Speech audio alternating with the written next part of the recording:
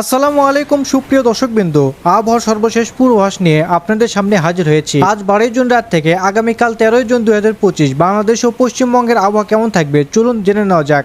বাংলাদেশের আবহাওয়া পরিস্থিতি। বর্তমানে বাংলাদেশে মৌসুমী বায়ুর সক্রিয়তা কিছুটা কম, তবে আগামী 24 ঘন্টায় সারা দেশে অস্থায়ীভাবে দমকা অথবা ঝড়ো হওয়া সহ হালকা থেকে মাঝারি ধরনের বৃষ্টি অথবা বজ্রসহ বৃষ্টি হওয়ার সম্ভাবনা রয়েছে। সেই সঙ্গে দেশের কোথাও কোথাও মাঝারি ধরনের ভারী থেকে অতি ভারী বর্ষণও হতে পারে। তাপপ্রবাহ। দুঃখের বিষয় হলো দেশের 25টি জেলার উপর দিয়ে এখনও মৃদু তাপপ্রবাহ বয়ে যাচ্ছে। এর মধ্যে রয়েছে রাজশাহী, পাবনা, নওগাঁ, দিনাজপুর, যশোর, চুয়াডাঙ্গা, কুষ্টিয়া, বরিশাল, পটুয়াখালী, ভোলা, নোয়াখালী, কুমিল্লা, চাঁদপুর, ফেনী, চট্টগ্রাম, কক্সবাজার, বান্দরবান, রাঙ্গামাটি, খাগড়াছড়ি, সিলেট, মৌলভীবাজার, সুনামগঞ্জ, হবিগঞ্জ, নেত্রকোনা ও ময়মনসিংহ। তবে আগামীকাল এই তাপপ্রবাহ কিছুটা প্রশমিত হতে পারে বলে আশা করা যাচ্ছে।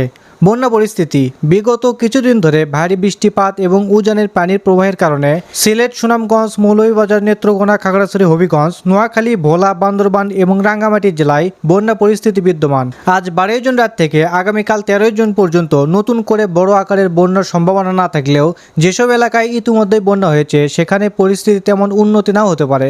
বিশেষ করে দেশের উত্তর পূর্ব ও দক্ষিণ পূর্বের জেলাগুলিতে বন্যা পরিস্থিতি কিছুটা স্থিতিশীল থাকতে পারে। ঝড়ের সম্ভাবনা। আপাতত বড় ধরনের ঘূর্ণিঝড়ের কোনো আশঙ্কা নেই, তবে অস্থায়ীভাবে দমকা অথবা ঝড়ো হওয়া সহ বৃষ্টি হতে পারে। এর সাথে বজ্রপাতের সম্ভাবনা থাকায় বজ্রপাতজনিত ঝুঁকি সম্পর্কে সতর্ক থাকতে হবে। এবার জানাবো জেলাভিত্তিক পূর্বাভাস। ঢাকা বিভাগ। আগামীকাল ঢাকায় আংশিক মেঘলা আকাশ দেখা যেতে পারে এবং হালকা বৃষ্টির সম্ভাবনা রয়েছে। দিনের সর্বোচ্চ তাপমাত্রা 32 ডিগ্রি সেলসিয়াসের কাছাকাছি থাকতে পারে।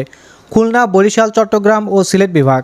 এই বিভাগগুলির কিছু কিছু জেলায় যেমন খুলনা, বরিশাল, পটুয়াখালী, ভোলা, নোয়াখালী, চট্টগ্রাম, কক্সবাজার, বান্দরবান, রাঙ্গামাটি, খাগড়াছড়ি, সিলেট, মৌলভীবাজার, সুনামগঞ্জ ও হবিগঞ্জে অস্থায়ীভাবে দমকা হওয়া সহ হালকা থেকে মাঝারি ধরনের বৃষ্টি অথবা বজ্রসহ বৃষ্টি হতে পারে। কিছু জেলায় ভারী বর্ষণ হতে পারে। রংপুর, রাজশাহী ও ময়মনসিংহ বিভাগ। এই বিভাগগুলি দুই এক জায়গায় যেমন রাজশাহী, পাবনা, নওগাঁ, দিনাজপুর, নেত্রকোনা ও ময়মনসিংহে হালকা থেকে মাঝারি ধরনের বৃষ্টি অথবা বজ্রসহ বৃষ্টি হতে পারে। এই বিভাগগুলির কিছু জায়গায় তাপ প্রবাহ অব্যাহত থাকবে। এবার জানাবো পশ্চিমবঙ্গের আবহাওয়ার পরিস্থিতি।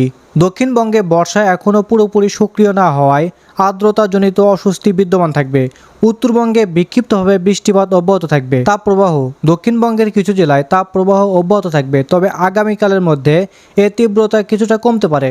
বন্যা ও ঝড়ের সম্ভাবনা। পশ্চিমবঙ্গের প্রধান নদীগুলোর জলস্তর স্থিতিশীল থাকবে, তবে অতিবৃষ্টির কারণে নিচু এলাকায় জল জমার সম্ভাবনা থাকে, বিশেষ করে শহরাঞ্চলে। বর্তমানে বড় আকারের বন্যার কোনো পূর্বাভাস নেই। দক্ষিণবঙ্গের কিছু জেলায় বজ্রবিদ্যুৎ সহ হালকা থেকে মাঝারি বিক্ষিপ্ত বৃষ্টি হতে পারে। ঝড়ো হওয়ার সম্ভাবনা থাকলেও তা মূলত বজ্রপাত সহকারে হতে পারে। বড় ঘূর্ণিঝড়ের সম্ভাবনা নেই। এবার জানাবো জেলাভিত্তিক পূর্বাভাস। দক্ষিণবঙ্গ। উত্তর ও দক্ষিণ 24 পরগনা, ঝাড়গ্রাম, নদিয়া, পূর্ব ও পশ্চিম মেদিনীপুর, পুরুলিয়া, বাঁকুড়া, বীরভূম এবং বর্ধমানের মতো জেলাগুলিতে বিক্ষিপ্তভাবে বজ্রবিদ্যুৎ সহ বৃষ্টি হতে পারে। এই অঞ্চলগুলিতে তাপপ্রবাহজনিত অস্বস্তি বজায় থাকবে। উত্তরবঙ্গ। দার্জিলিং, কালিম্পং, আলিপুরদুয়ার, জলপাইগুড়ি এবং কোচবিহারের মতো উত্তরবঙ্গের উপরের জেলাগুলিতে বিক্ষিপ্তভাবে বৃষ্টি হবে। কিছু জেলায় ভারী বৃষ্টি হতে পারে। অন্যদিকে মালদা, উত্তর দিনাজপুর এবং দক্ষিণ দিনাজপুর জেলায় হালকা বৃষ্টি এবং আর্দ্রতাজনিত অস্বস্তি থাকবে। পরিশেষে বলা যায় 12 জুন থেকে 13 জুন পর্যন্ত বাংলাদেশ ও পশ্চিমবঙ্গের উভয় স্থানে বিক্ষিপ্ত বৃষ্টি ও বজ্র বৃষ্টির সম্ভাবনা রয়েছে।